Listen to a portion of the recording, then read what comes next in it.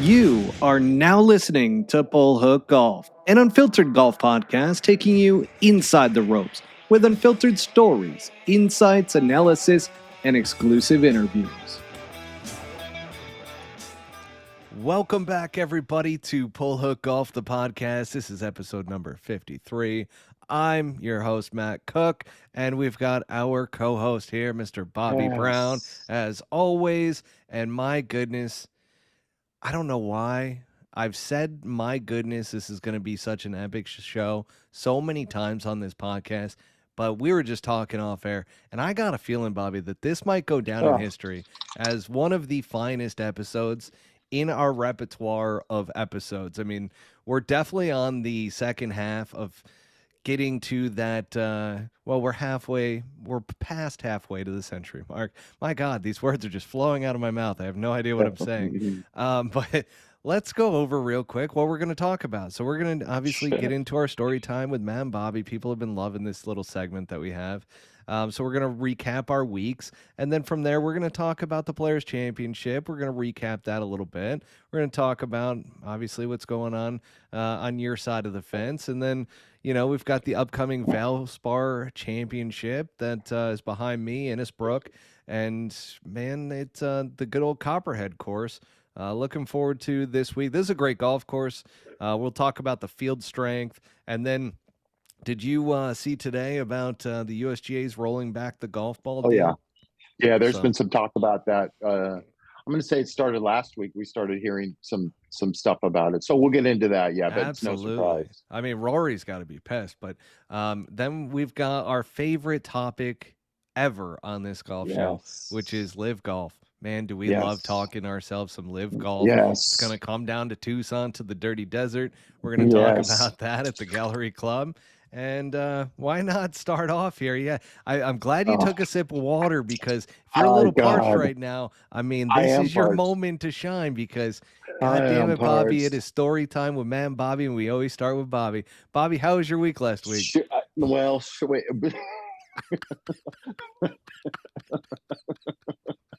Fuck, dude. Fuck, dude. That's all I gotta say. Well, I will say we played another Saturday because we had weather. We had some weather. I caddied on Saturday again. Bobby, how many Saturday rounds have you had this year to where it didn't fucking matter? This better question is, how many Sunday rounds have I had this year? And I can only think of fucking one. Oh, actually, no, we had to go back to Pebble Beach and play one hole on Sunday. Oh my God. That's savagery right there. Can I tell you, for everybody that's listening to this fucking show right now, that you think this glorious caddy life, when you get lucky and you run into certain players and you have success, and you don't really take things for granted, but things go so easy for so long. You've never really had a bad year on the PGA Tour, and I am in the middle of fucking hell right now with it. Matt was. I'm supposed to be like crying right now. Like my refrigerator? I mean, look where Bobby's staying. Please, if you're listening to the podcast, just jump on YouTube. Come back to the podcast, but definitely look at YouTube. See where Bobby's staying. You can tell there's been 6 missed cuts. Let me tell you something. Monet's trying to paint a picture here for you guys, but it's not going well. This is actually a brand new residence in. But Matt, it sure looks like it. Matt in the green room started commenting about my fridge back there and started pulling out Roadway Inn and shit like that. Well, which is a big hotel here in Tampa. Bob, first of all, Howard Johnson looks very nice behind you. Or is that the Motel 6? Oh God.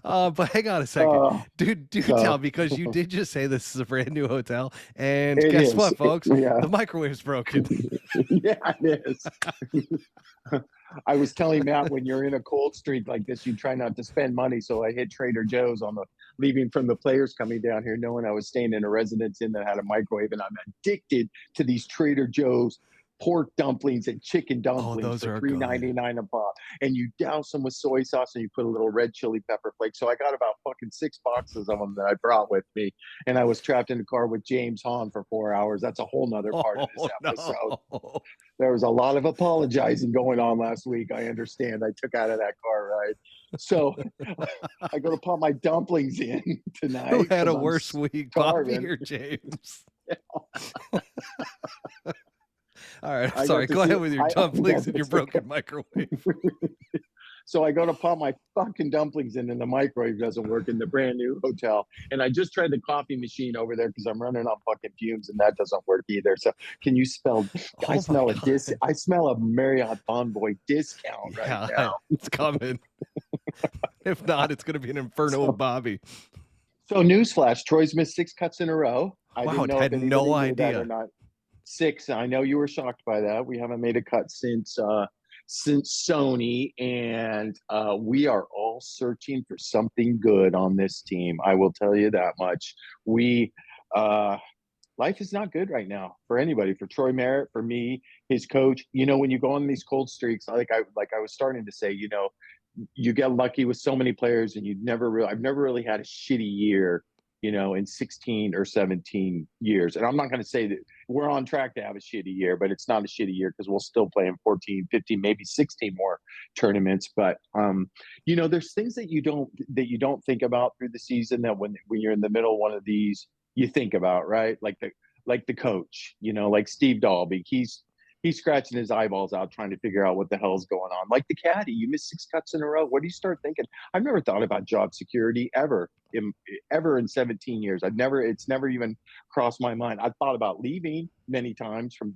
different guys, you know, but I've never thought about getting it, you know, when you're but I have a strong relationship with him where we're all aiming for the same thing, but it's just fucking stressful right now. That's me whining like a little caddy, and his coach is in no better position. Imagine how he feels, right? The guy that's pulling the fucking trigger, who's got the weight of the world on his shoulders, you know? There's little things that just, you know, when things are going bad, I mean, all of a sudden I'm getting text messages from home. Oh, are the boys going to be able to go to all those camps this summer? And just shit that you don't think about, you know, and it puts All you fucking listeners better start yeah, pumping this yeah. podcast because we're gonna need All some you revenue coming soon. all you listen see if they take the bait. All you listeners with kids, please send them to fucking college so they're not sitting in this seat that I'm sitting in right now. I don't care how many times I got lucky with other players and that kind of stuff. You kind of take those for granted, and you don't sit back and smell the roses, so to speak, for a while and enjoy it when it's going good. Because when it's going bad, it fucking sucks. So I'll get right into our goal. We did not play very good, but we had a chance to make the cut, as you know. And he showed signs of hitting some fantastic shots out there this week, but he had a wicked right iron miss all week Oh, long. So it was hold your breath time for Bobby Brown. He did not drive it good, and everybody knows that course, if you drive it out of position, you are playing defense, and you're playing defense fucking immediately. So we shot, what do you remember what we shot the first day, man? 3 over, right? Because I'm trying to forget. I think it was We shot, two. was it I 2? think it was two because you ended Yeah, up one over yeah, on Friday. yeah, Well, Friday, yeah. Saturday. Yeah, hey, you found another Saturday though. I did. I wish they paid by the hour. Oh, it's all in the lump sum payment that I get anyway, so there's no stress there. Anyways, we we weren't making any birdies. We weren't doing anything. We weren't doing anything good. We were missing fairways with 3 irons, which is unacceptable, to be quite honest. If you're sitting where I'm sitting, and we played on, you know, we had some delays and stuff, and on Friday, it was pretty slow out there, and we teed off on the backside, and we knew some weather was coming, so we hit it right of the war. We hit it up against the left. I'm going to give you our Friday round, kind of hole by hole. Well, not really hole by hole, but kind of hole by hole. We tee off on 10. We hit it under the left lip of that left bunker. He kind of fats a pitching wedge out of there, hits it over the green, chips in for 4. Right, fucking chips Wow. in for 4. Yeah, You can't and see that on the tour cast. no, you can't see that on the tour cast, but Bobcast can give it to you. So we get to 11, and it's pretty good into the wind. He gets a good drive out there, and we have 2-4. What was that? Was that gas? Was that on No. your end? Oh, I was wondering the Alyssa, same thing close out of the you. door. Yeah, what is No, happening there? it ain't the residence in. So there it is again. So 11, he gets off a good one. It's a front pin. It's a par 5. You can get it, right? You can get it. You're supposed to get that hole. And he hits a fucking 3-wood that I was just praying to God he wasn't going to wipe fucking right into the soup like he did last year. And he hits this fucking shot. He's hit the 2 best 3-woods I've ever seen at the same golf course. And it literally looks like it catches right edge for double eagle, right? And it's a tap in from like 8 inches for eagle. So we were, I think that got us to even. You say we started 2 over. I want to say we were 3. You know, you're right. We were 2 over. That got us to even right off the bat. So you got a little juju going, right? And then of course we made a couple bogeys, and then we made a birdie. And I want to say we were standing on 18T at 1 over par. So we were 1 over for the day in bad conditions. They blow the horn. We go in. Okay. Yeah, we have to come back the next morning at the crack of dawn when it's cold and it's still windy, and you got to hit that tee shot on 18. Anybody ever played Sawgrass before? The tee shot on 18, probably the biggest mind fuck toughest tee shot on the PGA Tour, right? So he hits his drive, and he hits it where he's supposed to, not left, but he's like one giant step into the pine needles. Perfect lie. They're kind of wet pine needles, so it's sitting up. You know, there's a little divot on the right side of the ball, but there's no mud or anything like that. And he's got to cut a 5-iron in there. But we have a clear look to the left part of the green. It's a middle right pin, you know. And all we're talking about is just, and I'm just saying, just curve the shit out of this. Just cut the shit out of this. And he comes over the fucking top. It comes up dead left in the fucking water. I can fucking believe it, in the fucking water. First shot of the day, get out of there and fucking make double. And now we're 3 over. You know the cut. I think the cut's going to be 2 over, but I'm not exactly sure because, you know. It was at 1 for a long time. Well, for a long time. And we were the second to last group to finish in that wave, in the afternoon wave. So, yeah, you know, where it was tracking to be the last hour is where it was going to be. And it did finally go to 2, which I thought. So anyways, we turn to the front side, pulls it left into the fucking trees, fucking fat something into the front bunker, hits a shitty bunker shot, make bogey. 2, he hits it 30 yards into the fucking trees on the par 5. I wanted to fucking kill him. And it fucking bounces out into the middle of the fairway. Famous last words, don't miss left on this front left pin. Just blow it out to the fucking right or hit it somewhere on the green. You did not say right. Don't miss left. You this know is all better. Me talking. Hit it right. No, this is all me talking inside my head when it's over the golf shot. He already knows. I don't need to tell him. He already knows, you know, but this is me internal caddy talking when you miss 5 cuts in a row. You are fucking grinding. Misses it left. It's a sick flop shot. Makes fucking birdie. Right miss. The skank ass weak right miss shows up again on 4, the par 3, into a patch of like 8-inch rough, about 10 yards short of the green with fucking 7-iron. I want to fucking punch you. Sorry, Troy. And somehow and gets that up and down, and then 5, he hits a 3-wood.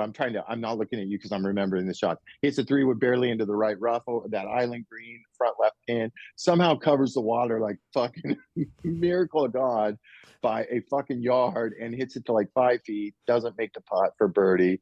Pipes 1 on 5, hits it just past pin high right. No, 6. No, 5. I'm sorry. I'm out of it right now. He's got 20 feet for birdie, misses it, makes birdie on 6. That's gets us back to 2 over, right? And so we get to 7 Here where we hit it we hit it in the water there last year, left to 7. So he hits it right center. He gets off a fucking good one. And I'm like, God, I haven't seen a scoreboard in 2 holes. So I drag back of him like 15 yards, pull the fucking phone out. And I'm like, well, bam, it just went to 2 over. Right. And so now I know we're the second to last group. So now I'm like 20 yards behind him because now I'm scrolling to see who can change the cut line and where they are. And I know that Luke List was one of the ones that could do it. And I knew he was making a mess of 9, that he was going to make bogey or double. And I also knew that the only one, if we got through 7 at even par by scanning the leaderboard, I knew that the only person that could change the cut line and move it to 1 would be Troy Merritt if he eagled 9. Right. So 7's a right pin where fucking little kind of hitting a 7-iron in the middle of the green, Troy, in the middle of the green, not short-siding yourself over a pot bunker on the right with a 7-iron that you say started on mine, but we both know it didn't. It started, right? You don't fucking hold that shot into the wind, son of a bitch. You've been on there for 12 years. What the fuck, man? And so he hits a pretty good flop shot to like 14 feet. He called me in on the putt for first time all week. He made it, not nothing to do with me, but he made it. So he calls me in again, and he's like, "Oh, that didn't it didn't do much going by the hole. And I'm thinking to myself inside, I'm like, oh my God, you hit a fucking flop shot. You never know what kind of spins on it, right? Don't. Yeah, And he's like, if you it, can't get a read from a yeah, flop shot.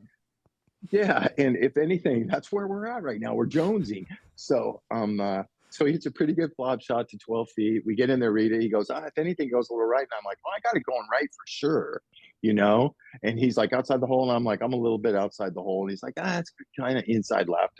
And, he didn't push it. He missed it low. And then he hit a sick running 4-iron up there to about 20 feet on 8 for birdie. Looked like he was going to make that and wiggle off the right late. And then here we are. You're standing on You 19. got a par 5. Yeah, yeah, yeah. Sloppy bogey on 7. I mean, that was it.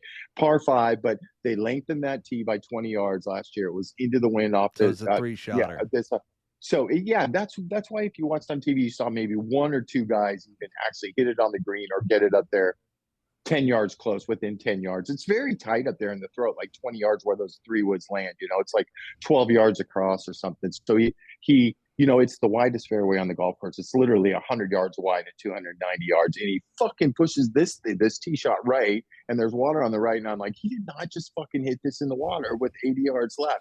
Somehow it catches the right corner of the fairway and stays down there. And we lay up with a 2-iron to 99 yards, right? That's a pretty good number. 99 yards with the backstop. You can hit it to $1.05, and if you hit a little outside right, it kind of wiggles right back to the hole. What club is he hitting there? At a so he's $1.05? he's at a $1.05. Well, I mean, I could say it's an easy distance, but that's actually an in-between distance for those guys, right? So you can't hit. He can't. It's in and off the right. So we're tipping. What's the he's 100? Tipping a 54 degree. Well, the 100 is a controlled, Lob is a wedge. super controlled 54, or if it's hot out or something like that, he can hit his lob wedge 100. But you got to, when you hit a full blown lob wedge like that, you got to take into spin and consideration, and you got to take all that shit in. So 99 yards, where he was trying to hit a 108 to 110 because it was still a little chilly out, and kind of a flatter one, a mid trajectory one. And he fucking kind of came out of that thing too and hit it on the collar just short of pin high, and about 20 feet. And he tried to fucking, and I was sitting there on the green the whole time, and I'm like, well, I mean, here it is, right? You got a chance. Right. I'm still pissed off from fucking number 7, but I'm like, you got a chance. This is what, but you expect. And the last thing I said to him before he stepped into the shot, and I've had good luck saying this before. And I'm like, you fucking stuff this thing. You know what I mean? Like, to channel some kind of like, I'm going to fucking stuff this thing, and he did not stuff it to 20 feet. And he tried to jam the putt. And I think he had like 5 feet. What? He did not fucking stuff it, dude. So bitter right now.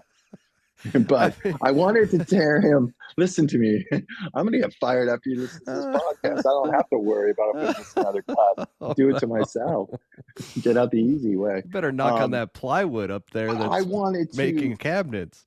A little handshake at the end of the round. There's no talking going on. It's like, hey, he's like, hey, why don't you take the clubs up to the locker room? Just leave them in the locker room. If I see you, I see you. If not, no big deal.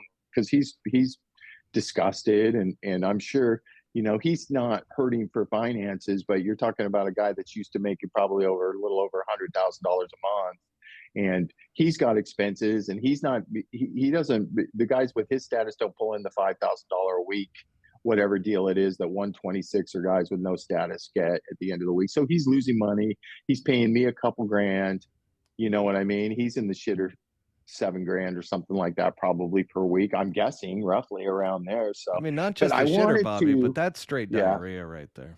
Yeah, and so his agent's in town too. His agent's a great guy, Peter Webb, and he's a good golfer himself. But when an agent sees a guy, and an agent is like sitting like me minus the refrigerator. He's at a desk right now, and he's looking at everything in a computer. But he knows if he's been working for a guy 11 or 12 years, that if this guy who's been kind of a gem of consistency has gone through these streaks before in his career. If you look at him on paper, every 3 or 4 years. And the fact is that Troy Merritt's game kind of lives and dies by the putter. You know what I mean? He doesn't have a Korean short game. I'll kind of put it that way. The technique is a little different than everybody else's. But if you make a putt, you do have a good short game, right? And that's how you're dictated as having the short game. So, when I got back to this Airbnb I rented, And I was just laying in bed and I was in fucking shock, right? I'm in fucking shock. And I'm watching the golf and I'm like, why am I fucking not there right now? We should be there right now. And I'm like, man, I wanted to rifle him off a text.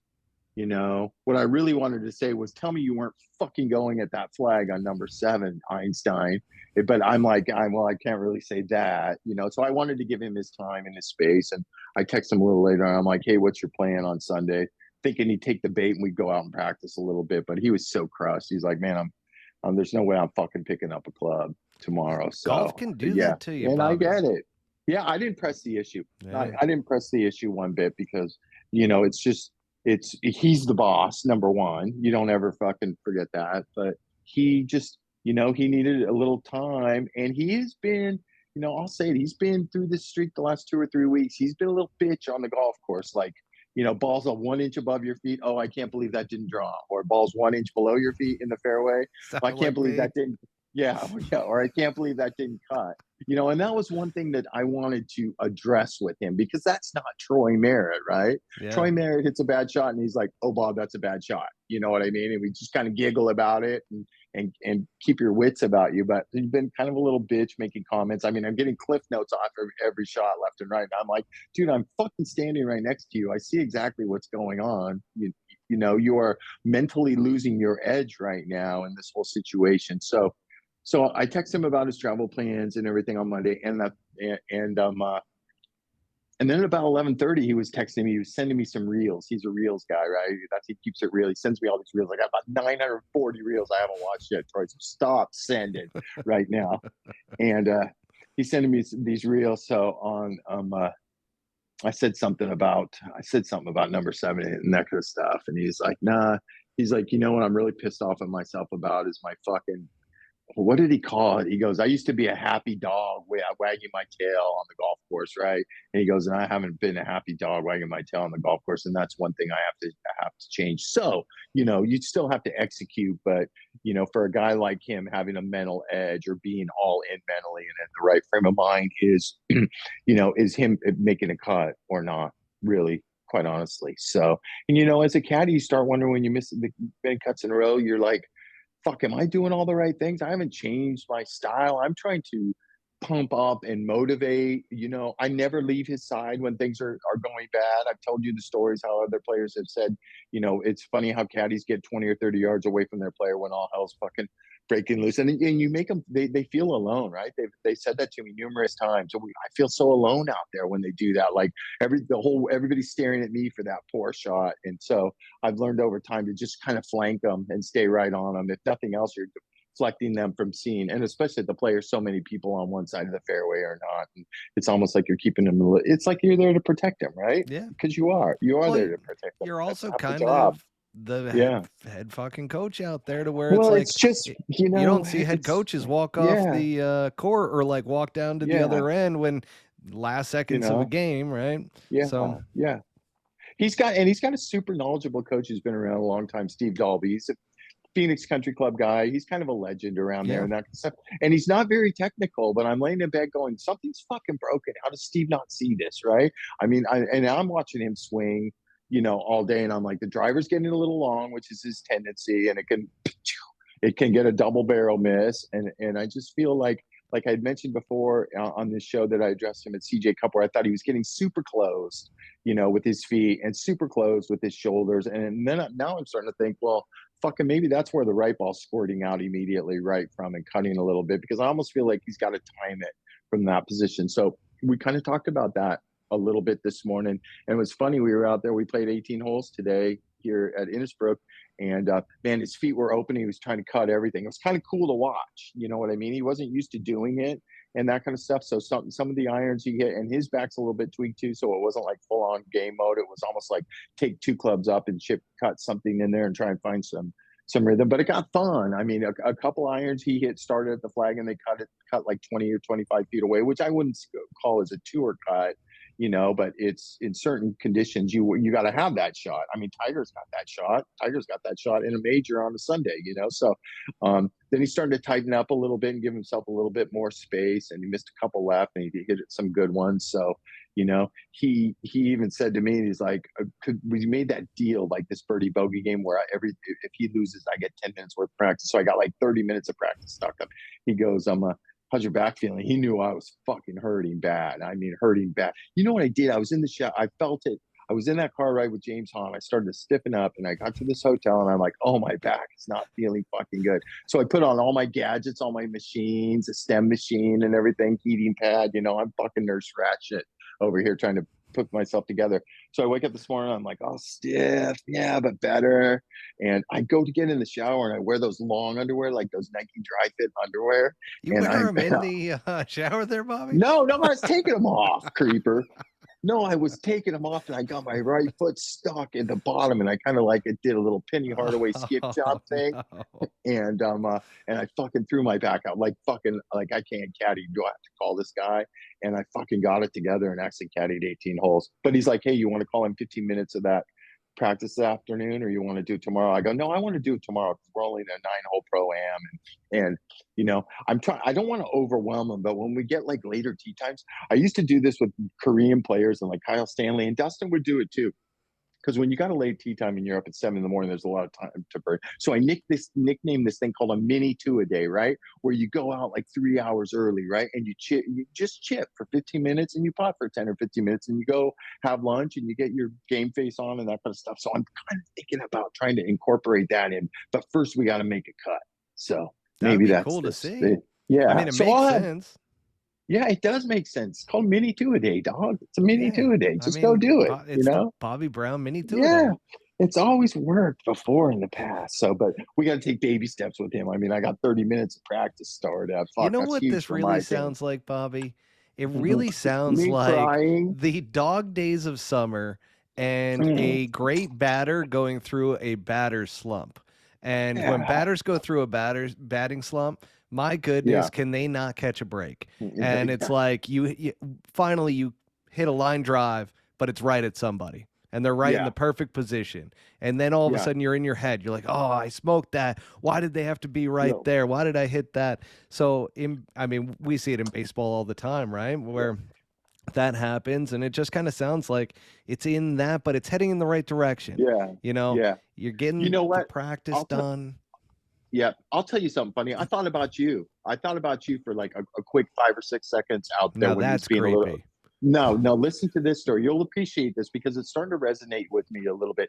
I'll preface it by saying, I've always been that kind of caddy that's anti their guys fucking melting down and beating the bag and wasting what I would call negative energy and that kind of stuff when you should be focusing on the next shot. Well, easier said than done, right? So when he's being a little bitch out there and he was beating up the bag, or he hit a 4-bunker shot, and he came out of the bunker and he pounded the wedge on his fucking cleats to get the sand off as hard as I've ever heard, like twice. And I'm like, it's a good thing he's an athlete and didn't get his fucking ankle because it'd be fucking shattered.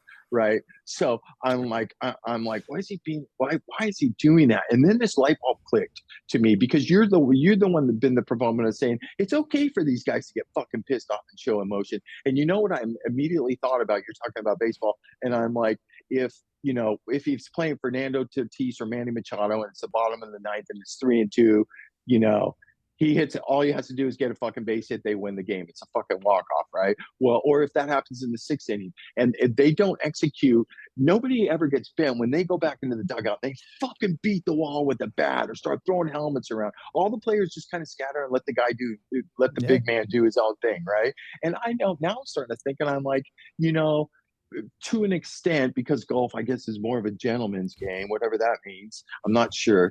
But, let these guys get fucking pissed off, right? I mean, John Rahm does it all the fucking time, right? And that's fucking, and I'm starting to think that's okay. That's okay with me. I'm starting to think that not everybody is. I know everybody is not. Well, you want him to care. Johnson. Yeah. You want him to care. Especially when things aren't going right. Yeah. Like, would you rather have it be like, oh, yeah, that's no big deal?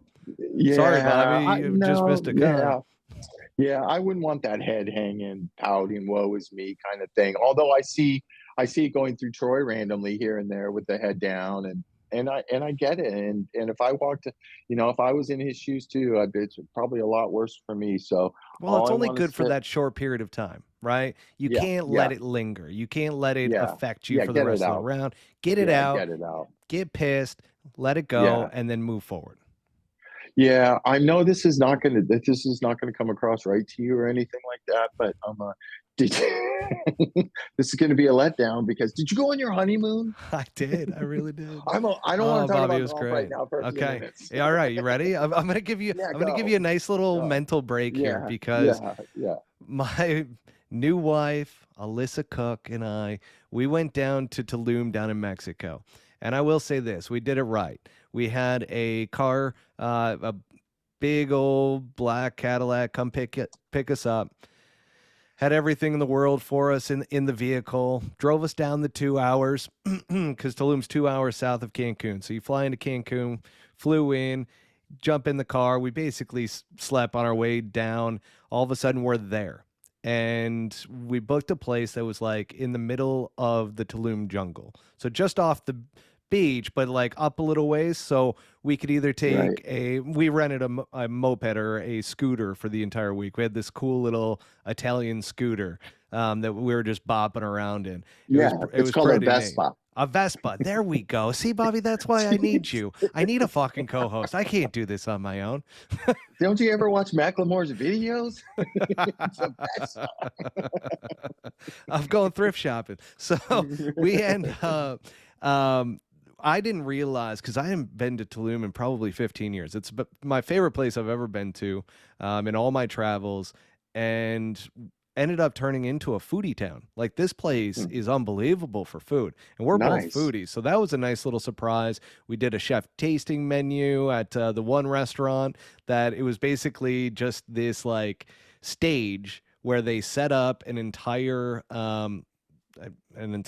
kitchen Kitchen. and they're cooking right there in front of you, and 8 course meal bringing you out meal after meal, and after each one, you know what was cool, head chef all What? of a sudden was like started passing on the instructions, and for everybody to understand and to basically allow the people that were eating there know as well that they were on to the next meal, they would do this like almost like a hurrah, and Hmm. they would clap at the same time. It was really cool. They all did it in unison, but it was an amazing experience. We ended up going into the cenotes. So if anybody doesn't know what a cenote is, basically it is a cave to where there is crystal clear fresh water.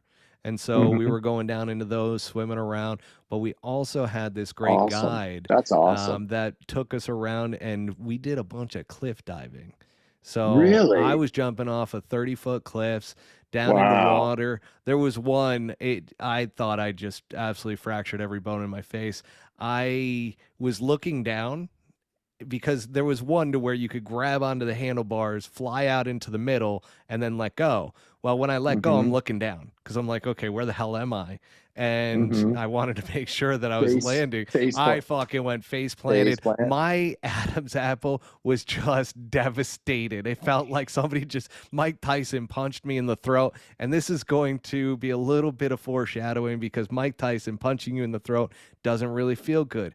But after the cenotes, after the cliff diving, we went swimming with tortugas, which are turtles. Save the turtles. Don't Yes. drink a straw. Drink out of a metal straw or, bamboo Yeah. or avocado. I don't Yeah. know. But Avocado. save the goddamn tortugas, okay? Um, but after all of that, we did a couple beach clubs down there, which were a blast. That's really popular down there.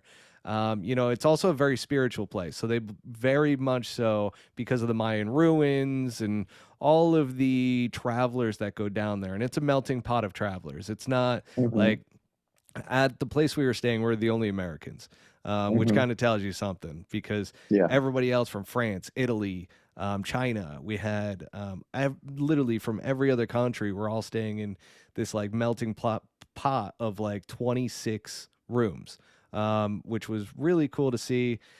We had a cenote actually in the middle of our resort, which was cool. So we got to go swimming in there. It also had a pool, but it was all self-sustaining. So not Hmm. on a power grid. Mhm. Not on a sewer system or anything like that. Like it was all self-sustained. They had solar panels. I mean, it was luxurious as all hell, but everything sustained. So they're big believers in the earth. And before we went on this trip, I started like I read some article of a celebrity to where they had done this thing called Alvarius. Bufo Alvarius. And this is where you basically this is gonna sound fucking crazy. Take toad poison and you Uh-huh. smoke it. And it's really just one inhale, and it's a spiritual experience. They basically call it like getting rebirthed because it, and granted, there's some science behind this. John Hopkins did research around it, and it gets rid of PTSD, depression, anxiety, really a number of different things that it cures. And they have, and in John Hopkins research, it was like 80% success rate in all this. And something that a lot of people don't know about me because they don't share it that often is I've had a lot of trauma through my life. Like in high school as a senior, my girlfriend was killed in a car accident during that time. Wow. So I've Wow. always had kind of this baggage that kind of was just carried with me. And it's not like I was like a depressed human being, but it always felt like there was this baggage that just kept following around and kind of weighing me down a little bit. So it was the last day, and Alyssa and she was actually the one that was like kind of pushing for it. She's like, "Oh, let's do this, let's do this." And sure enough, the place that I ended up finding, guess who did that experience? Mike Tyson. Ooh, So Mike Tyson was one wow. of their testimonials, and I guess like I ended up looking at it yesterday, that he had like an entire on his podcast as well as on he did some interviews, and then there was a YouTube episode of him talking about this and Hmm. how life-changing it was for him and everything, because he did it obviously recently, like over the past couple years. And sure enough, I decide that I'm going to do this, and Alyssa was with me up until that morning. All of a sudden, she's like, "Yeah, I just can't do it." She's like, "No, I'm not doing it." She's like, I don't have anything to like really gain from it." She didn't feel like, and she felt like it might be a little bit too dangerous because, I mean, Bobby, they're putting this toad poison, this dried up toad poison, in a goddamn Yeah. glass crack pipe. I mean, it looks like I got a something question that I for should you. go to rehab for. I got a question for you. Did you bring any back? I, I was I actually could use thinking as two you were hits going right through now. that, not only you, but maybe Troy could use it as well. Just get a full restart going. I don't know if the PGA Tour allows it, but Yeah, they never heard of it. yeah, exactly. I don't think it's tested for. So, anyways, I go into this, and like these two people, one of them's like a shaman, one of them's a guide. And I didn't realize like how serious and spiritual this thing is. So they're very much so right there, and they're like, "Well, what is your purpose behind doing this?" And I was like, "Well, one, I'm just kind of like looking at, if I'm dealing with any depression that I'm not actively like working with or working through or anything like that. I'm like, you know what? This is going to be a great benefit to me." And they're like, "Don't think about the result. Think about the purpose as to why you're doing it." And I'm like, Mm. okay, that's starting to terrify me a little bit. And they were so serious about it. But going through that experience, I mean, you basically go through some breathing techniques. I do a lot of meditation, so I was pretty accustomed to the breathing techniques that we had to go through. And then basically you inhale as they've lit this thing and it's smoking, and just one inhale. And it's so intense, Bobby. So you ever heard of ayahuasca and DMT? This is like the most intense version of it. Aaron Rodgers did ayahuasca, I believe. Let me, I'll have to fact check myself, but he did it, as well as a lot of celebrities have done it, and said that it was life changing. That being said, I will not try to articulate what I experienced because it's way too deep and way too Gotcha. kind of like out there. The result of it was that when I came to and everything, it was as if all of it had been lifted off of my conscience, off of everything, to where I was able to kind of restart. And it, I'll be honest with you, I have not had a moment to where I'm not smiling, enjoying. They do say that like it makes you appreciate life that much more. And I can honestly say that like the result of it, all the things that I wanted to have a result from that Yeah. has Yeah. occurred. Alyssa's noticed a huge difference, just my demeanor and the way that I'm handling things, and like things that I used to snap at or get angry about. No longer. Like I don't have the anxiety around certain things. I don't have that kind of depression following me around from like when I was 18 years old. You kind of realize that it's all part of this life experience and you kind of let go of Gotcha. it. So, yeah, not trying to get too deep here because we're going to head into the Players' Championship next and Okay. recap that. But man, it was a hell of an experience. I know Good. we were joking around about it because it's like, yeah, Bobby, I smoked some toad poison out of a goddamn crack pipe. I When need you some. think about it that way, it's pretty fucked up. I Um, need some, bro. yeah, we got to get you some toad poison. What are I the know. odds that I can fly you and Troy down to Tulum? No, We get you guys no. just going here. Probably zero right now. We're both broke. We're both broke as shit. the so the honeymoon was, and then I got everybody at the resort at the restaurants we went to because it was such a perfect honeymoon with Alyssa that I was just saying perfecto all the time. So all of a sudden Yeah. everybody's going, oh, perfecto, perfecto. Perfecto. And sure Perfecto. enough, I think I might have started a trend. So if Awesome. anybody goes down to Awesome. Tulum and people are yelling out perfecto, I Yeah. apologize. So yeah, let's move into the Players Championship and the Oh, recap because I tell you what, Scotty Scheffler, I think he's been doing some Bufo wow. Alvarius. He's got Favi, take us through. My God, Well, I mean, what never was close, right? I mean, it nobody, wasn't. Min Woo. I mean, Min Woo Lee was the only one really, that was, I would say, within stalking distance early. And I had a feeling that Min Woo Lee is a little, I don't know how to say this. He's a little too flamboyant for his lack of success over here, the way he carries himself on a golf course. And I think that's a learning experience. And I'm just going to be a harsh critic on something like that. But I told you I drove over with James Hahn. We were talking about who we liked. And that's the first thing I said. I said, I think Min Woo Lee's going to struggle a little bit today. He's never been in this arena. He really hasn't made a lot of cuts when he's over here. Obviously, he's a freak, great talent. I'm not saying anything bad about the future, but I think he's just got to handle himself. There's one guy only that I remember over the last 15 years that really got the crowd going and could feed off the crowd, and that was Tiger, Tiger. right? And I think he is a product of watching Tiger doing that on TV, but he was the only one within striking distance, and before you knew it, Scotty had a 3 or 4 or 5 shot lead the whole time, and never put it into like Sammy safety mode or anything like that. He kept staying aggressive, which is him and Teddy combined with their experience.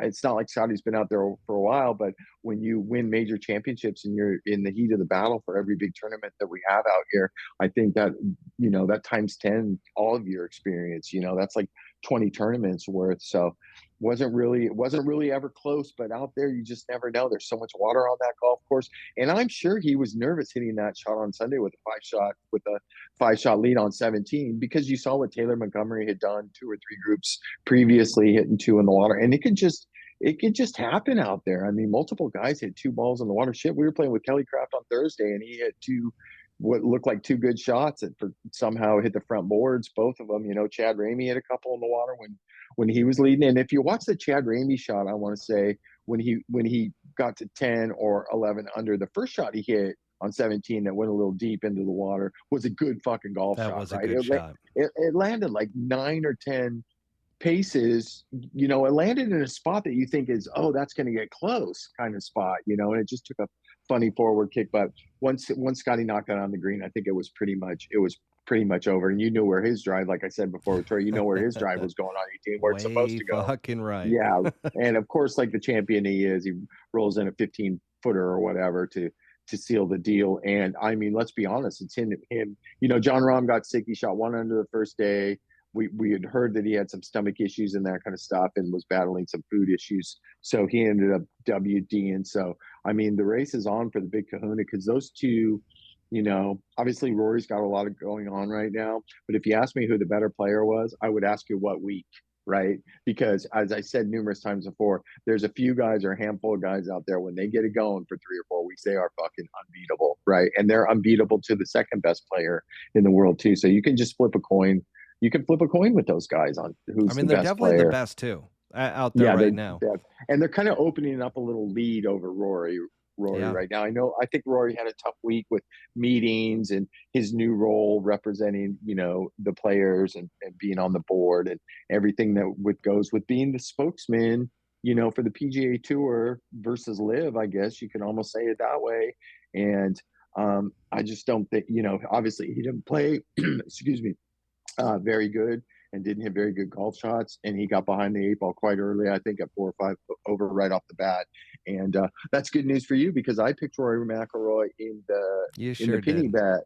And how embarrassing that you're going to make that many pennies off of me and you beat me by one shot. We both missed the cut badly. How do you feel? Well, hang How do on you a fucking second. feel about It that, man? wasn't that bad on Thursday when Keegan Bradley shot under par. What did he shoot? 3 under par on Thursday, and then he shot And then 7 over. over par on Mm-hmm, Friday.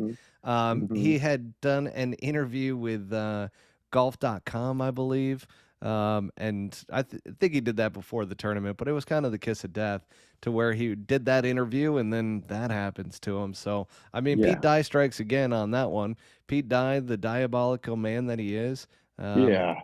R.I.P. Yeah. Pete Dye. But Yeah. yeah, Yeah. I fucking won, Bobby. Okay. Then that's all that matters, Yeah. okay? You That is understand that. all that I matters. won, and that is a Yes. bad beat of the week right there. Can I get back to the players now?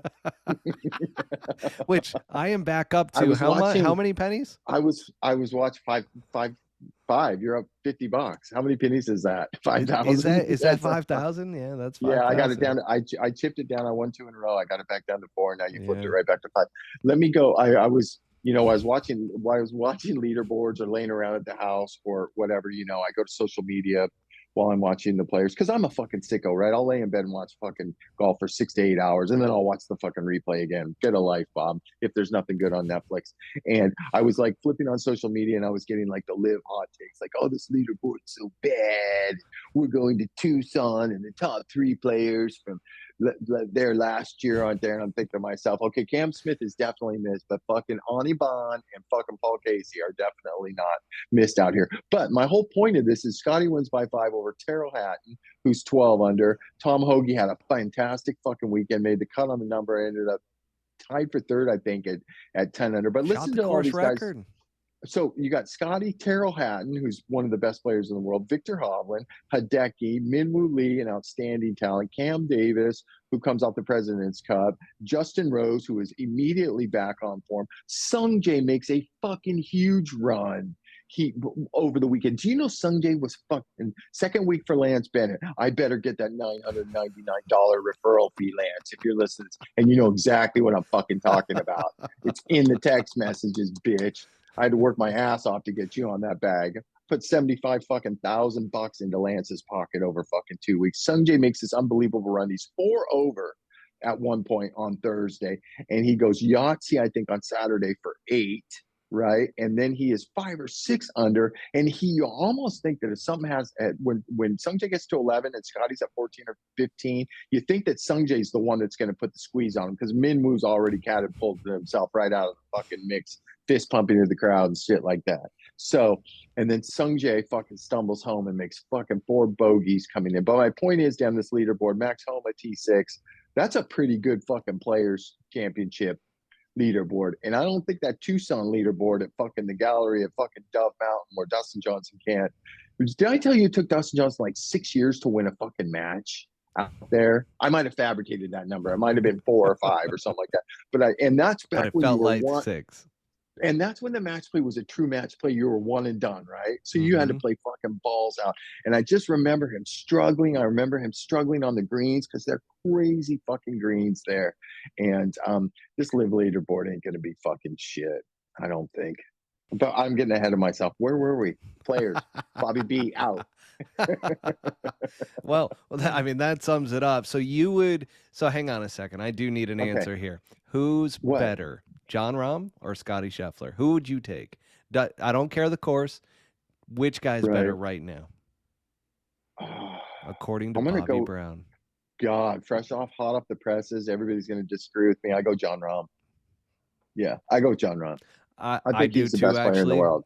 And the only reason why Now, Scotty Scheffler has that gear, but he doesn't know how to find it.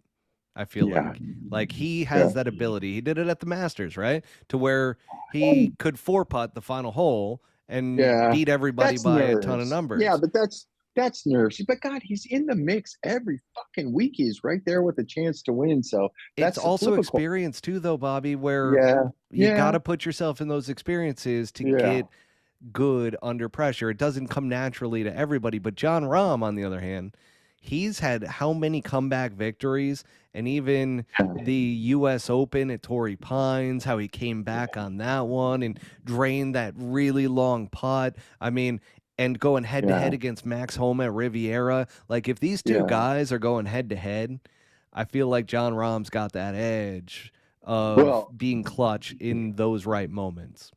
this is random comment, but I read that Ted Scott, oh my God, our guy Scott McGinnis, who we had on the show, who's on the live tour with Mito Pereira, who was unfairly fired by Scotty and did a great job for him. Um, I read that Ted Scott has made $3.4 million as a caddy since he's hooked up with Scotty. Wow. $3.4 million. That's worth a tough bet. And I go back to two Sea Islands ago where we were paired with them on Saturday, and Scotty just wasn't even Scotty Scheffler, and Ted Scott was trying to find his way with him and match up personalities and help him execute golf shots and that kind of stuff. And now looking at $3.4 million. We ain't even halfway done with this year, too. No, I mean that's That was four. nuts. What was that to the winner last week? 4.5, 4.7. I, Of course, yeah, stupid me's like, oh my God, I had caught wind of something that like, I'm like, oh my God, if you make the cut, no matter what, they're making close to 50 grand, right? And then I was like, holy shit, if you finish 40th, this is probably the kiss of death. It is the kiss of death. If you finish 40th, I looked in the paper, it was a fucking 100 grand to finish 40th. I mean, that's a $10,000 week for a caddy, Fuck, how good are our purses right now? they're So good. massive. They really Yeah. are massive, which Yeah. I mean, this now is leads us 8 to million. the Valspar. Yeah. Oh yeah. That wasn't even planned. 8 million this week for the Valspar Championship That's on a lot for another. Valspar. Yeah, well, they've always been up there. I mean, it's a sick, highly regarded golf course. It Tampa, is. this whole area is no. I'm going to piss some people off. We're going to lose about 6 listeners right now, but this whole area is no bueno around here in Tampa. You're in Newport Richie, and I'll tell you, want to hear a funny story? 4 hours in the car with James Hahn, right? So he had a tough week last week too. He missed the cut. My son caddied for him. He hit it fucking phenomenal. He missed 8 feet. He was minus, I think he read me the stat that he was like minus 6 point something putting. So, and my son said he probably missed 8 putts within 5 feet, and he ends up missing the cut. I mean, on paper he misses the cut by 2 or 3, but it kind of gave some away when he That's couldn't. tough. When he couldn't, yeah. So it was tough. So, anyways, I'm 4 hours of talking with James Hahn, and I'm sworn to secrecy. He made me swear to secrecy because we knew we were doing this podcast. But it was a tough week with him. He met face to face with Roy. He made face to face. This is as much as I'll divulge with Peter Malnati, because James is brought up a lot of valid points that resonate with a lot of players out here, man. I mean, a lot of players. I mean, he was reading me some text messages that he was receiving from some very famous people that were very pro James Hahn and anti social media and anti media in general. That's the Yeah. whole problem here, to be quite honest with you. And so James gets an Airbnb hotel. It's spring training down here. It's spring break. It's the Valspar. And let me tell you something, brother. It is nothing but a bunch of roadway inns or the Tarpon Inn or the Tarpon Springs Inn or the Holiday Inn Express. So James goes, what are you doing for a hotel? I go, I don't even fucking know. They're all like 200 or 220 a night. My son bailed on me, better dealed me to go stay with another caddy. Thanks, Daniel. Better deal me like that at the last minute. I'm your fucking dad. So you made 45 fucking grand in 2 weeks. I'm making 2 grand a week minus expenses. So thank God I got my own car there. And I don't have to pay for a rental car. I'm still venting. I'm getting away from Valspar. So James dude, I got this Airbnb, 2 bedroom. It's like 15 minutes from the course, $1,050. Come stay with me in the second bedroom. And I'm like, all right. And I'm like, where's it at? And he goes, it's like, it's up that highway. And I go, oh, white trash highway. How far? And he goes, yeah, about 15, 16 minutes. And I'm like, there ain't nothing good in that neighborhood. I've driven through it numerous times. It's a bunch of fucking crackheads is what it is. It's white trash highway. And so we roll up this and we're going through this neighborhood. And I'm like, he did fucking not. This guy's worth $20 million is all I'm thinking to myself. And we're in this fucking neighborhood. And we roll up and this fat ass dude standing in the front door, sweating like he's been doing crack all day. Right. Or toad he's got poison. he's got a Stella in this hand and a fucking Swifter in this hand because he's cleaning the floor. And we walk into this place and it smelled like dirty feet dogs. And I fucking looked at James and he looked at me and I go, I'm out. I don't care how much hotels are. I'm fucking out. Got right back in my car, texted James, and he's like, I'm getting my money back. So ended up going to a hotel. Just stay away from Mons Venus while you're there in Tampa, okay? There's a bunch of strip clubs up and down the street. That's all I got to tell you. I love that you knew exactly what I referenced there. I spent a lot of time in Tampa in my baseball days. But the golf course is, other than the shitty area, the golf course is the real fucking deal, right? It's long, it's fucking tight. The greens are tough to read. You know, fucking 9 under wins here almost every single year, right? And it almost goes to a playoff every single year. The wind gets going out here, and it's all, you know, most of these young guys, these 20-something superstars, or even going to the early 30s, they play a huge junior event here too. That all these guys have been over the course before, right? Your Davis Riley kind of guys, Scotty Scheffler kind of guys when he played here. They've all played here in junior tournaments before, so they know what they're getting themselves into. So I'm looking forward to this week. The golf course is a little bit soft right now. The greens look soft, but they don't roll soft. I can tell that they double rolled them this morning, and it feels like they're going to get firm. Good chance it's going to blow 20 or 30 on Friday, which is always exciting around this place because it comes through those shoots of trees and it can kind of fool you a little bit. You really got to be patient and wait on your wind if you're definitely in between clubs. So we're supposed to get some weather on Saturday, might soften it up, but it's a beast. It's the return of Pearson Coody this week is back. Pearson Coody got another spot in this week. So the kid's here with Pearson, and this is kind of who knows how they're going to play. You got to drive it good around here, but this is a Pearson Coody style golf course because, as Daniel would tell you, if the winning score is single digits or low double digits, he's got a chance to win. If it's a 24 to 27 birdie putting fest, you know, it's probably not going to have his best stuff. So we're looking forward to it. Ryan Gerard, you know, the kid we're talking about from North Carolina that is 2 points away from getting his stuff, from getting his special temporary. He's also got a spot this week. Your boy Akshay Bhatia is in the field. You know, it's a loaded field. It's an absolute loaded field. You know, it's the young guns. The young guns are coming in. I'm surprised that Norman scheduled against this one, to be honest with you. You know, I feel like he probably was running out of time or giving too much time in between tournaments, which is what's killing me right now. I don't like how much time is going by in between one tournament to the next for Live Golf. I think you lose all the momentum. Because the momentum is gone. I mean, they only have fucking 14 tournaments a year, and for Christ's sake, they're going to that dump Orange County National here in a couple weeks after this. Did you read that Orange County National has 2 courses out there, and they're actually keeping the second course open during the Live tournament for $185 a round? No, how bad are they hurt financially? Way. Remember, I told you I went down and did that big money challenge where the guy stiffed all these players out of the money, and blew me away that this was like an epic Q school course for us back in the day, and the shit shape and the clubhouse is so not a so-called Live fucking property. It's unfucking believable. But once again, I'm getting off track. Back to Valspar. It's going to be a great test. It's going to be a great test. It's going to be hard as shit. You know, we had a chance to win here last year. I think we were 9 or 10 under standing on the 16th tee. You're on 17 right there. Standing on the 16th tee. This pretty good dogleg left to right par 4 with water, and I think we were 5 or 6 under for the day. I was reminding of him this today, not the bad part that he fucking blocked a drive right and made fucking double bogey. I was more saying that he bounced back and made a birdie after that, but we were making a run on Saturday, and I told you this is last year. Remember I told you I was staying with Lance Bennett and he was working for Davis Riley? They ended up losing a playoff and they were leading. And remember I told you I got in a fight with him that night, like a verbal thing, because he's in there talking about golf and maybe they can win. And I'm like, Yeah. And I'm like, stupid motherfucker. I'm sitting in the next bed next to you, and I'm 4 shots off the lead. And you wanted to tell me about your fucking day. I'm hoping we beat your ass. But we ended up shooting 4 over on Sunday. But we had a chance. And Davis Riley ended up losing in a playoff. I'm still mad at Lance for that. Can't believe I flipped him the Sung J bag. $999 referral fee, Lance. Venmo, PayPal, Zelle, however you want to do it, pal. Just fucking ship it. What you got, Matt? Did you ever look at Lance and go, you look like the actor from Better Call Saul or Daniel Quaid, like a mix between the Wait, two of them? which actor from Better Call Saul? Not Saul. Yeah. If you He look looks at like Saul to you? if you I look was like Saul all no, the time. Saul and a mix with Dennis Quaid, I swear to God, looks Oh, just like him. okay, gotcha, Yeah, it's like they had gotcha, a child.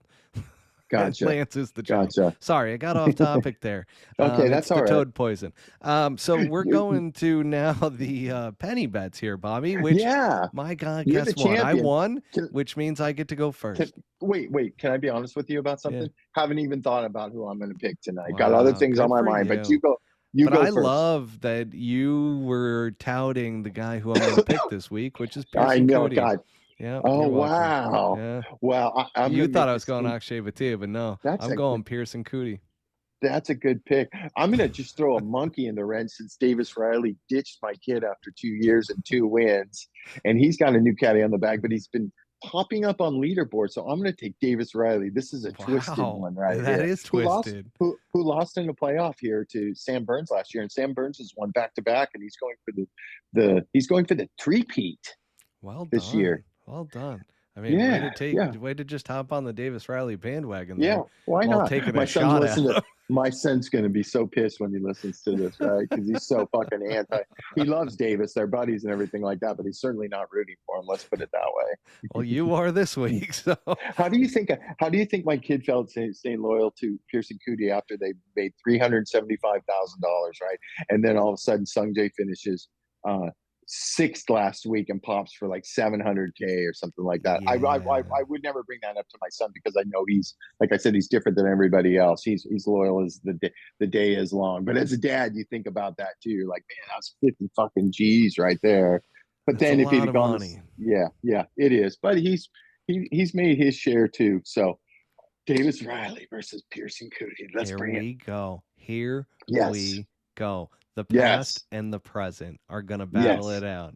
Now, yes, next, we've got the USGA is rolling back the yeah. golf ball, Bobby, and this cannot be good news for two people, Rory Mm. McIlroy and Titleist, because Titleist dominates when it comes to the golf ball market. Now, it's not going to touch the recreational game from what I was reading, but Yes. it Yeah. is going to affect the most elite players on the PGA Tour, especially because they are shortening the ball by 20 yards for the longest drivers of the golf ball. Yeah. Well, shouldn't you say that if this happens, which is probably sounds like it's going to happen, then it's not going to roll into effect until 2026. Yeah, So we 26.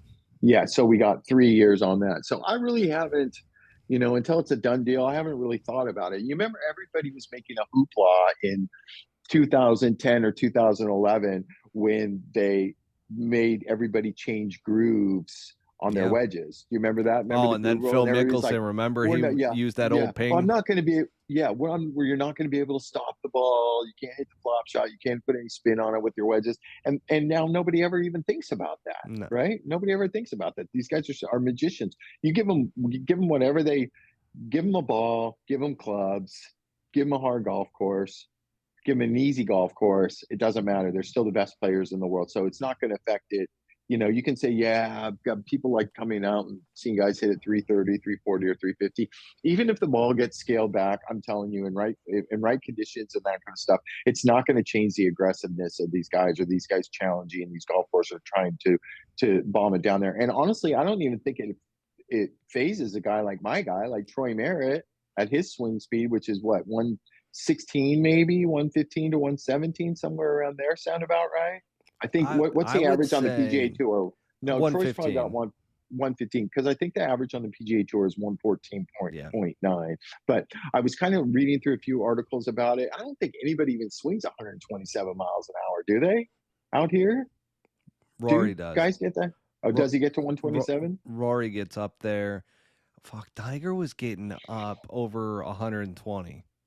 Okay, I gotcha, mean, gotcha. so So there's that's some what guys it's getting up there, that's but yeah, that's what it's supposed to that's what it's supposed to target, and it's supposed to target bringing shot making back into the game because these guys are so vanilla with all their straight shots or their baby cuts or something like that. Listen, these guys are just smarter than players. Well, yes, the equipment, the ball curved more back in the day, but these guys are smarter and better players and better athletes than back in the day. So they're raised now to hit the straight shot, right? That's how they play. They hit the straight shot or the baby cut.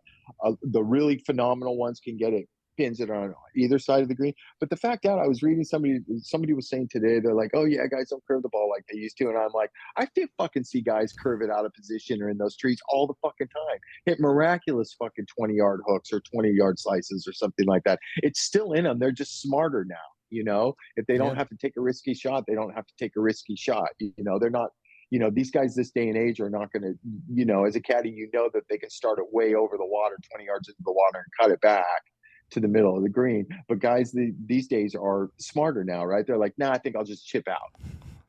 I think I'll just chip out, and that's where we're at. So it's 2026. It's down the road.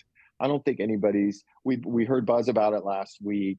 You think about the ball manufacturers like Titus, like how much more money is that not that they're hurting, but how much more money is that going to cost them, to Because install they're new the number one equipment ball and on do tour.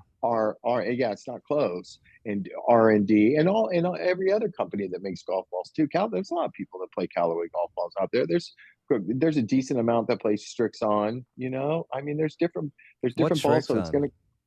gonna Strixon's a golf ball. Yeah. I'm Why did I fucking say with you. Strixon? No, no, no, no, no. I'm just no. It's one of those. It's one of those jokes Okay. that it's like, wait, Yeah. who? Yeah. Well, Who's some that? guys do play them. Yeah, some guys do play them. It's the So, but Brooks Koepka in the Full Swing documentary. Who won? yeah, I don't even remember who won the yeah, Masters. Who won the Masters? yeah. Sure you don't. Sure you don't, bro. Wasn't you. So, anyways, I don't think it's going to be that. It'll probably be an adjustment period if and when it goes down. But these guys are still going to bomb it, man. They're still going to bomb it in the They're right still gonna conditions. get it out there. They're still going to be the best players in the world. They're still going to hit miraculous golf shots. It's not that big of a deal. So, final word on that, just Yeah, non-factor. non-factor. I don't think it's a Non-factor. factor. I don't think it's a There you go, factor. folks. No. Non-factor. Don't Yeah. don't let the media blow it out of proportion and make it this huge deal. Bobby Brown just said it. Non-factor. It's a Okay. non-factor. These Yeah. guys will adjust to it. Yeah. Yeah. They adjust to everything. I mean, that's what golf ball or golf ball. That's what golf is. You got to Yeah. adapt. Got to adapt to Yep. the Yep. conditions. Adapt on the fly. Yep. Adapt on the fly. What else you got? Live Golf Tucson. Our Ah, favorite not. deal Jeez. ever. Jeez. And I'm not Jeez. even going to go. Yeah. Dove Mountain. I actually thought about going, but it's my dad's birthday this weekend and my in-laws are here in town. So yeah, not going. Well, you're not missing anything except some cactus in your ass is all I'm going to tell you because I've been there 5 or 6 different times for the match play, and it's your typical desert course, what you see every day in your life. It's up in Marana, I think, and it's Yep. at the base of a mountain, and it's in the middle of nowhere. I was It's there for absolutely when Henrik Stenson won the match play. Yep, I was there too. Yep, Dustin did not win. He got eliminated in the first round. We were on a flight by fucking 4 p.m. I'll I never think forget. I gambled on him and lost, Yeah, which idiot. You back should have then it was consulted me. illegal. I know. I wish I knew you then. Yeah, you should have consulted. Yeah, no, you should have consulted me then. But it's nothing special. It's a terrible. My point is, it's a terrible spectator golf course, right? Because there's no grass. There's not really any grass to stand on. There's probably 6 to 10 yards of rough on either side. And then you're in the desert, right? And there's Yep. a lot of desert. So it's nothing special. I don't think anybody. I don't think there's any buzz around it. This field's way better than their field, top to bottom, no question about it. I mean, the fun thing for me in this right now is seeing who the fucking worst players are and the worst teams. So Right? that's That's leading the right fun into the thing. next segment, Bobby, which is who you got. They're golf picks, but louder. It's our version of the penny bets, but with no monetary value to it whatsoever. And we're gonna pick The No, worst individual and the worst let's team. do. You want to do the penny bets on those too? Yeah, We can. Like, Okay, I'm in. I'm Let's in. do the penny bets on those too. Absolutely. Jesus Christ, I don't even know who's in the field. But okay, That's going to be part so of the problem. you pick the individual, and then I get to pick the team after that. Okay, who's your worst individual? Worst individual this Who are week. you gonna Who are you gonna take for 1,000 pennies? Whoever finishes the worst. The worst player this Yeah, week is going to yeah. be I'm dying right now. Please don't say who I think you're gonna say. our boy, our Who? favorite player in the world, Pat Perez. Fat Pat Perez. Yeah, We are I'm going with rooting for Fatty you to Pat. win. Me too. He is going to I for, finish dead I last. I forfeit. And You win. he lives here in Arizona, so he should Yeah. actually do pretty well. This No, he got course his. matches up great for him, and he's played great in Mayakoba. But no, he's my worst pick Yeah. of the my I don't think he's individual. ever. I don't. He was never good enough when I was working for Dustin to play in the match play. So I know No, he never yeah. played in the match play out there. But that makes me so excited that you picked him. I am so proud of you. You've Listen, come so far away since you smoked that hookah pipe or whatever that golf thing picks, was. but louder. Yeah. Okay. I am going to take a guy that I'm sure hasn't seen a desert course by the name of Siwon Kim, the guy who shot Wow, good like pick. 23 over last week. So Yeah, now he's I'm going to good. flip. Now I get to flip right into the exciting part of the show Yeah. where I'm going to tell you who the worst team in America is. And that is also Kevin Na's team, which Siwon Kim is a fucking part of. Oh And my Danny God. Reed. What a Yeah. well done Yeah. strategy there. But Thank you put you. all your eggs in one basket. I'm a Yeah. That's diversifying okay. bastard. I Okay. back when I got my first finance job, it was Vanguard, and they preached diversity. Don't put all your Okay. eggs in one basket, Mr. Bobby Brown. Right. Okay. Well, So that's why I don't put caddy for a living. yeah, don't put all your money in Bitcoin, okay? Even though it's taken off right now, I do have to say, worst team. I'm gonna go.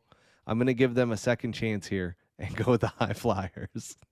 Is that Mickelson's team? Yeah, Wow, I didn't yeah, expect that. yeah. He He's a normally good plays desert well player. there, but yeah, no, he's old, Yeah, man. Like he's I could gotten to see the point. might be. I could see Steely hidden in the desert losing his shit out there Yeah, for sure. I I could see that. definitely. Who else is on their team? Oh Do you know Jesus, off the really? top of your head? You gotta ask me that. Matt No. Wolf played on there last year. No, Yeah. they've got it's Phil, Steely Dan, and Yeah. then you've got oh dear God, hang on, I can't remember either. I'm gonna Don't you have to have that pull it list in up. front of you? I'm pulling it Didn't, up. Jesus yeah, Christ, pull it up. I know there's one. Who are we missing? it's the players. Does he have like Um, James Piot or something? does he? No, does No, he? I don't Shit. know. Okay, here we go. We've got the High Flyers. How dead is Liv And right now? We can't even. We knew all the team oh my names God, last you year were in the player. spot on. Yeah, James Piot. James Piot's on there. Oh, and then our boy Cameron Tringali. Oh Love yeah, that pretty guy. boy. Yeah, Pretty boy Floyd. Phil looks like he's 12 years old in this photo of the High Yeah, Flyers. They had to yeah, I take bet new it does. photos for everybody. Brendan Steele just Did looks you, like he just farted, Brendan and Steele? yeah, he And it looks like he stinks bad. farted, and it smells real bad, and he's looking around over his shoulder. Oh my God, Did Bobby, you you? gotta see on the team roster on Yeah. livegolf.com. Like Uh these huh. photos, they're Yeah. all I'll different. check So him out. like I'll Phil's check him looking out. over his right shoulder, like off into a distance, Yeah. but he looks like either a cancer patient or a 12-year-old boy. Then you got James Piot, who I mean, let's face it, James Piot, great head of hair there. Looks like he was either from South Carolina or Georgia. And then poor Brendan Steele, they've got him with just the worst look you could possibly have. They've got him with a golf glove on. He is holding a club like over his right shoulder, kinda, or just slightly out in front of him. They've got him turned with like not a grin. It's not a grin. It's a grimace. It's like, God damn it, why did I have to take this money? And then you've got Cameron Tringali, who looks like he's going to church. He's got his hands Yeah. like out in front of him. Pretty boy Just Floyd. like, yeah, no smile, but like he's just kind of looking at the altar going, I'm here for church again. Yeah, it's Did not a you? good look. I'll check it out. Did you hear today that Live Golf got kiboshed on trademarking Liv, Liv, from the nightclub in Miami, who's had that name 15 years longer than they have. And a lot Not of bueno. celebrities love that Live Miami nightclub. So Yeah. it's going to be tough for Live Golf to get through in a U.S. court system and get that trademarking for the name. But yeah, I read that. I'm like, Yeah. go Live Interesting. nightclub, go. Interesting. Now, what do they still have a shotgun and everything? And they start on Fridays, right? Yeah, no, that's all the same. Okay. I can't Gotcha. wait. I can't wait to watch it on the Live Golf Plus app.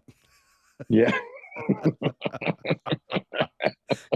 Why I was such a big proponent of this last year. Yeah. You have jaded me to the point. No, it's actually not even you. It's just it honestly was our boy Kevin on the YouTube comments that really jaded me, because I was very pro, and then just because they started to see all the executives start to leave and start to question it, all of a sudden our Saudi bot Kevin comes in and just starts spewing all this knowledge as to how great Saudi Arabia is, how great the prince is, and then how great didn't they just execute somebody? Is doing. That in the media. I think they just executed somebody a few years ago, Kaskagi. Yeah. No, they just did somebody in the last 24 hours or 48 hours. No fucking way. Yeah, somebody. Did they not learn from their past transgressions? No. I mean, even Tiger learned from his transgressions. Man, I got a random side 1,000 penny bet for Liv. You want a piece of this? Let's hear it. I say Dustin Johnson does not top 23 or better for 1,000. You want to take a piece of that? I'll take it. Yep. Suckers! Oh my God, we got this is Penny Bet episode part 2. We got $4,000 on the table. No, man. We got 5. No, 4. Oh yeah, we have our Valspar bet, and we have 3 Live bets. No, you're spot on. High school education. Fat Boy Slim against Siwon Kim, and Danny Ree's team against Lefty's team, Steely's team. We'll call it Steely's team. Wow, it'll probably be Steely's team when Phil pulls the fucking plug here next year or two. This thing is heading Are we into done? The ground. Is that kaput? That is kaput. We hit all of our topics tonight here, Bobby. Boom. Man. Go Troy Merritt. Come on, one time for Bobby B. One time for Bobby B, man. One time for Bobby B. I'm just going to say this one time, Bobby. I really think that once he comes out of this slump, that you guys are going to hit the ground running. He's too great of a player for too long of a stretch of a period of time not to figure it out and not to break through. Man. Pump me up, bro. It's going to happen. You can see that he cares, which, you know, was that always there, that passion? It's like now it's back. So now it's just putting those pieces together, having a couple of those breaks go his way. And next thing you know, the cut making machine is going to be just dialed in. And who knows? There could be a win in the forecast. So that could be fantastic. Rat poison in your system. Let's make the weekend, baby. First of all, Bobby, it's toad poison. And on that note, have a good night. Have a great week. See you, bro. See you, Bobby. I'll see you, buddy. Take care. Thank you for tuning in to Season 2 of the Pull Hook Golf Podcast. Make sure to hit subscribe and go to www.pullhookgolf.com for more